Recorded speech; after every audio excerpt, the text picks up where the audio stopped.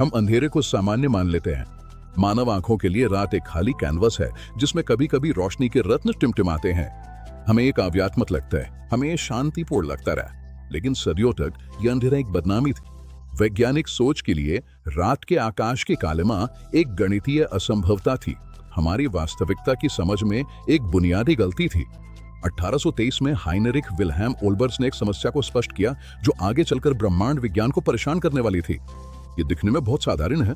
अगर ब्रह्मांड आकार में अनंत है और उसमें अनगिनत तारे हैं, तो आप जिस भी दिशा में देखें, आपकी दृष्टि अंततः किसी तारे की सतह से टकराएगी। एक अनंत और स्थिर ब्रह्मांड में रात का आकाश काला नहीं होना चाहिए।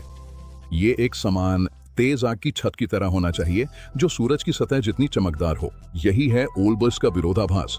और ये तथ्य कि रात अंधेरी होती है हमें कुछ गहरा बताता है। ब्रह्मांड वैसा नहीं है जैसा हम सोचते हैं। लंबे समय तक प्रारंभिक खगोलविदों ने एक आसान रास्ता खोजने की कोशिश की। उन्होंने प्रस्तावित किया कि विशाल अंतरतारकीय धूल के बादल, जिन्हें डार्क नेबुला कहा जाता है, एक ब्रह्मांडीय पर्दे की तरह काम करते हैं जो दूर के तारों की रोशनी को पृथ्वी तक पहुंचने से पहले ही सोख लेते हैं। ये एक तार्किक विचार था, लेकिन ये ऊष्मागतिकी की परीक्षा में असफल रहा। अगर धूल का कोई बादल अनंत तारों की रोशनी के क्षेत्र में अनंत काल तक बैठा रहे तो वो ठंडा नहीं रह सकता। वो उस ऊर्जा को सोख लेता और तब तक गर्म होता जाता जब तक कि वो खुद तारों के समान तापमान तक न पहुंच जाए। आखिरकार वो पर्दा खुद एक स्रोत बन जाता। धूल ठीक उतनी चमकने लगती जितना कि वे तारे जिन्हें वो छुपाने की कोशिश कर रही थी। नहीं, जवाब इस बात में नहीं है कि कौन सी चीज रोशनी को रोक रही है। जवाब खुद रोशनी और समय की प्रकृति में छुपा है।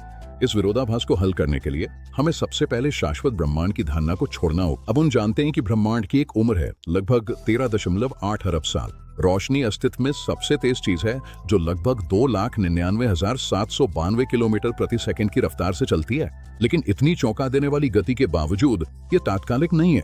हम केवल उतनी ही दूर देख सकते हैं जितनी दूर तक रोशनी 13.8 अरब सालों में पहुंच पाई है। उस ब्रह्मांडीय क्षितिज के पाल दूरस्थ आकाशगंगाओं की रोशनी अभी भी अपने रास्ते पर है। उसे हम तक पहुंचने के लिए अभी पर्याप्त समय नहीं मिला है। आसमान आंशिक रूप से इसलिए अंधेरा है क्योंकि ब्रह्मांड इतना युवा है कि उसने शून्य को रोशनी से नहीं भर पाया है। हम एक अस्थायी दृश्यता के बुलबुले में रह रहे हैं। लेकिन अंधकार के लिए एक दूसरा और भी अधिक शक्तिशाली कारण है। ब्रह्मांड कोई स्थिर कमरा नहीं है, ये एक फैलता हुआ तानाबाना है। जब रोशनी अंतरिक्ष में यात्रा करती है तो उसके नीचे का स्थान फैलता जाता है। इसे ब्रह्मांडीय रेडशिफ्ट कहा जाता है।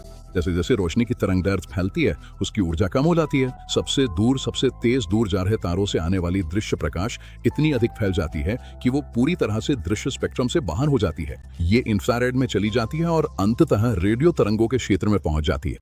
हमारी आंखों के लिए वो रोशनी गायब हो गई है, लेकिन एक भौतिक विज्ञानी के लिए उसने बस अपना रूप बदल लिया है।